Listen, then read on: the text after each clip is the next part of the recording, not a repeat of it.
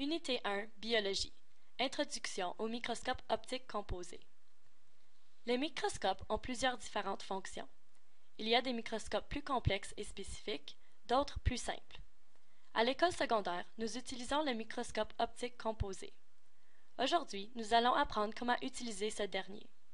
Nous allons étudier son historique, ses différentes parties et le fonctionnement de celle-ci. Sachez que quand on dit échantillon ou spécimen, nous parlons de ce que vous observez à l'aide du microscope. Nous allons débuter avec l'historique du microscope. Personne ne sait qui en est le vrai inventeur. Certains scientifiques disent que ce sont Zacharias et Hans Janssen en 1590. Ces hommes étaient des fabricants de lentilles hollandais qui expérimentaient avec des lentilles placées dans un tube. Ils ont découvert que les objets vus à travers ce tube semblaient plus grands qu'ils ne l'étaient en réalité. Par contre, certains scientifiques ne croient pas en cette hypothèse et croient plutôt que Galilée a inventé le microscope en 1609. Maintenant, nous allons étudier les différentes parties du microscope optique composé. Il est important de connaître les différentes parties de cet outil afin de mieux pouvoir les utiliser et avoir une meilleure image de votre spécimen. Premièrement, le corps, la potence et le pied du microscope consistent en ses structures de base. Elles forment le support de celui-ci et assurent sa stabilité. Quand vous allez vous procurer un microscope, il est important de le tenir par la potence et avoir votre deuxième main sous le pied. Le reste des parties du microscope vont être nommées et décrites à partir de la source lumineuse, donc la base du microscope. Premièrement, il faut brancher son fil de raccordement à une prise électrique pour qu'il puisse fonctionner. En allumant le microscope, vous activez la source lumineuse qui est la lumière qui va éclairer votre échantillon. La lumière se rend jusqu'au condenseur, aussi nommé condensateur. Celui-ci focalise les rayons de la source lumineuse afin de mieux éclairer l'échantillon.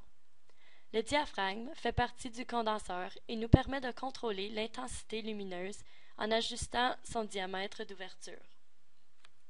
Voici un lien qui démontre la variation lumineuse faite à partir des modifications du diamètre du diaphragme.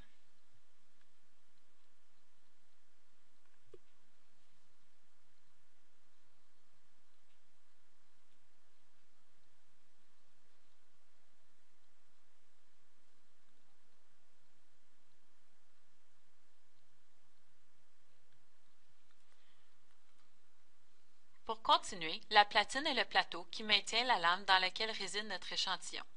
Le valet, à son tour, est une pince à levier située sur la face supérieure de la platine qui permet de maintenir la lame en place. Le microscope est aussi muni de deux vis pour le mouvement rapide ou lent des grossissements. La vis macrométrique contrôle le mouvement rapide d'un grossissement et celle micrométrique contrôle le mouvement lent afin d'assurer le plus de précision possible pour une meilleure résolution de l'échantillon. Nous utilisons en premier lieu la vis macrométrique pour un grossissement à plus grande échelle et ensuite la vis micrométrique pour éclaircir davantage l'image et percevoir les détails avec plus de précision. Comme le dit bien son nom, le revolver porte-objectif peut faire une rotation sur lui-même afin d'obtenir l'objectif voulu. Continuons. Un microscope est composé de 3 à 4 objectifs à puissance différente permettant d'agrandir l'image projetée à différents degrés. Avec un microscope optique composé, nous pouvons agrandir l'image de 40 fois, de 100 fois ou même de 400 fois. De plus, l'oculaire est l'orifice que l'on utilise pour observer l'échantillon étudié. C'est où nous allons placer notre œil pour voir le spécimen. Cette partie importante du microscope fonctionne en lien avec les objectifs. Ces deux parties combinées, donc l'oculaire et les objectifs, permettent d'observer en plus grand format l'échantillon étudié. La bague de raccordement est la composante du microscope qui perfectionne la vision de l'utilisateur en compensant pour les variations de vision entre chaque observateur. Avant chaque utilisation, elle doit être ajustée selon le besoin du scientifique. Par la suite, il est important de définir ce qu'est la résolution. Il s'agit de la capacité d'une lentille à séparer deux structures très proches l'une de l'autre ou à distinguer les détails fins de l'échantillon. Vous pouvez voir ici que l'image de droite a une meilleure résolution que celle de gauche. Celle de la gauche est plus embrouillée et on ne peut pas vraiment distinguer tous les filaments de l'échantillon. Visionnons la vidéo pour savoir comment bien utiliser le microscope. Tout d'abord, placez l'échantillon sur la lame et recouvrez le avec la lamelle. Par la suite, soulevez le valet afin de sécuriser la lame en place. Allumez maintenant la source lumineuse afin d'illuminer l'échantillon. Ensuite, en observant dans l'oculaire, tournez la vis macrométrique pour l'objectif le moins puissant et celle micrométrique suite au changement d'objectif afin d'obtenir une image à haute résolution.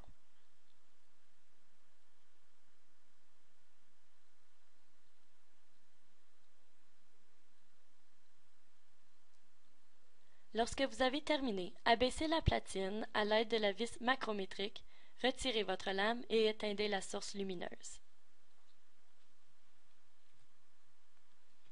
Maintenant, vous connaissez les différentes parties du microscope et leur utilité ainsi que les étapes qu'il faut prendre pour avoir une meilleure image.